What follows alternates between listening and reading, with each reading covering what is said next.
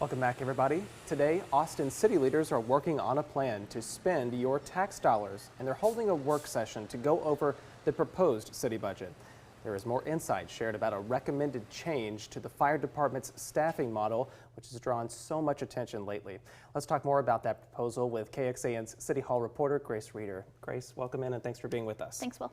We want to set the stage for everybody. Talk to us about what's included in this particular proposal, and we should highlight it is just that right now. Right. It's part of the proposed budget. Nothing is set in stone yet. There's a lot of really difficult conversations ahead.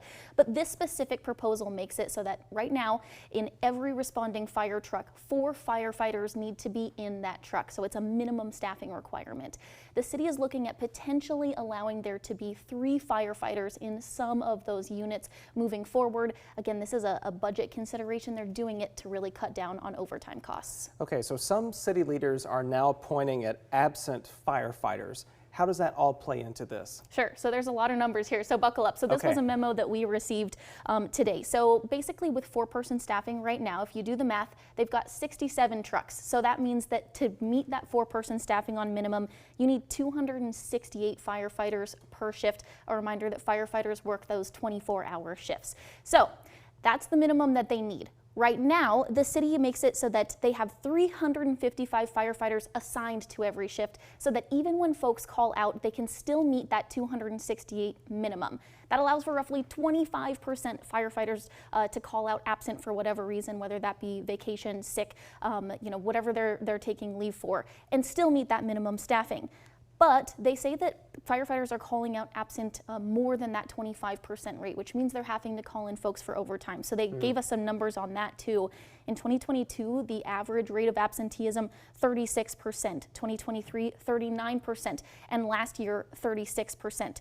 So what they're basically saying with this memo is that because the firefighters are not showing up as regularly for their shifts, that makes it so that they can't hit that 4-person staffing without overtime. So they're saying they're still going to continue to assign the same number of firefighters per shift. They are simply making it so that instead of replacing someone with overtime, it could be reduced to 3 firefighters instead of 4 in a truck. And you have well covered that the Austin Firefighters Association is not a fan of this. They've been vocally opposed to this, even holding news conferences at times. So what is it saying now about the latest developments? Sure. So I talked to the Chief Bob Nix, the president of the Austin Firefighters Association, about this memo specifically.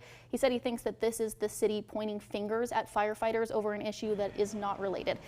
So he is basically saying that he thinks that if specifically sick leave is a problem, that the city needs to be addressing that, and that this has been a problem. Sick leave may have been a problem going back years. So he's saying, well, why is the city addressing this now? And he specifically is saying, if that's a problem, I'm willing to work with you on it, but we need to address it in a way that is not taking away from these requirements that keep people and firefighters safe. All right, Grace, I know you have so much more to follow with this, with the vote on the budget not coming until a little bit later in August, but Thursday, big city council day. Yes. We will look out for your coverage from that. So thanks again for this update. Thanks, Will.